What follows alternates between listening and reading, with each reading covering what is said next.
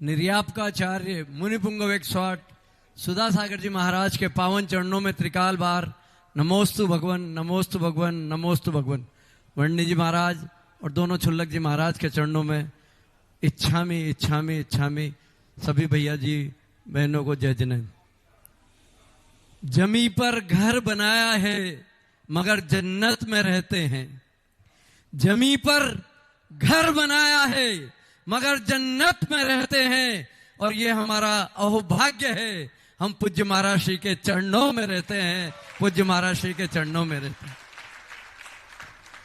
जिसने सीख लिया था, जिसने सीख लिया था गम में मुस्कुराने की, उसे क्या मिटाएगी साजिशें जमाने की, उसे क्या मिटाएगी साजिशें जमाने की।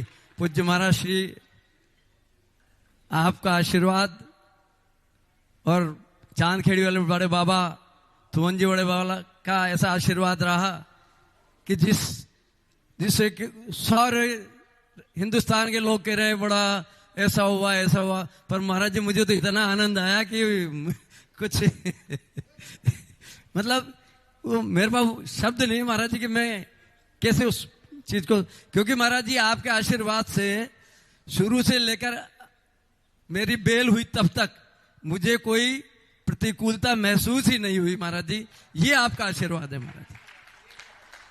और महाराज जी जिज्ञासा खाली मेरी इतनी सी है कि अच्छा करने के बाद अगर कोई बुरा होता है तो ऐसा कौन सा पाप कर्म का उदय है जिसकी वजह से ऐसा होता है।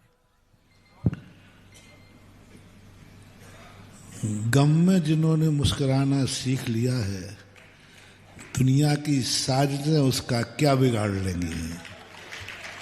हाँ, शायरियों में दम तो होती है।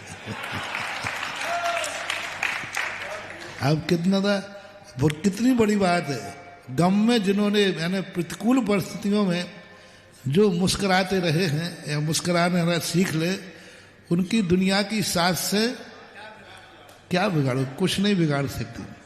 बस यही स्थिति है।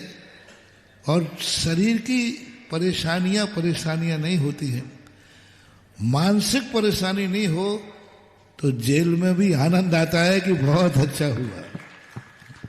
तो ये जब सफलताएं और विफलताएं जो हैं, ये कोई ना कोई ऐसी स्थिति बन जाती है जो ऐसी स्थिति नहीं। लेकिन सबसे बड़ी चीज है, सफलता और विफलता हमारे लिए मायना नहीं रखती।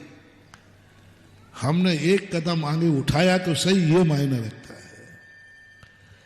इसलिए अपन ने सफल करने का प्रयास किया। विफलताएं आती हैं और विफलता कभी कभी सफलता में 4 चांद देने के लिए भी आती है।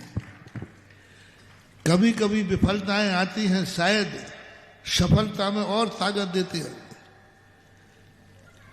वो एक कहते हैं ना तुम लोग को एक पंक्तियां, कोशिश करने वालों की कभी, अरे चींटी एक दाना लेकर दीवारों पर 100 बार चढ़ती है, गिरती है, फिर चढ़ती है, फिर गिरती है, फिर चढ़ती है, आखिर उसकी मेहनत बेकार नहीं होती है।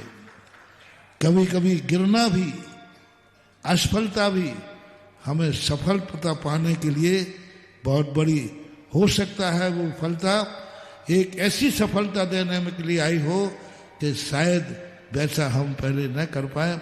इसलिए विफलता को भी सफलता की एक तैयारी के लिए मौका मिलता है, मेरा ऐसा मानना है। नमोस्तु भगवान, नमोस्तु नमोस्तु। जिज्ञासा रख रहे हैं।